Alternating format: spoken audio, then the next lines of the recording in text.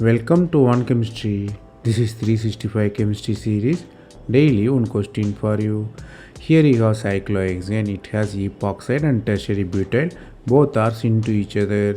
Then you are using phosphine, iodine and DCM and dichloromethane. Then further you are hydrolyzing it. Here you have to find what will be the final product.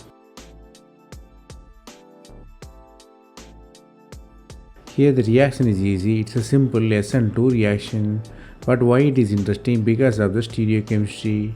Here you have epoxide, you have to draw to the chair form to understand the problem properly. Here epoxide is formed from syn bonds. For SN2 reaction you have axial position, so only one position is axial because in cyclohexane syn mean one axial, one equatorial.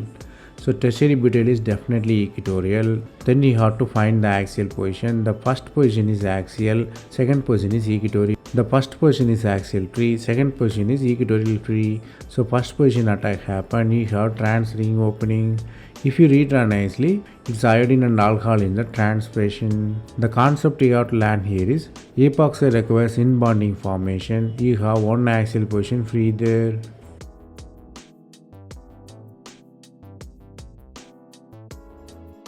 That's all from this video. Thanks for watching. If you have any suggestion, comment below.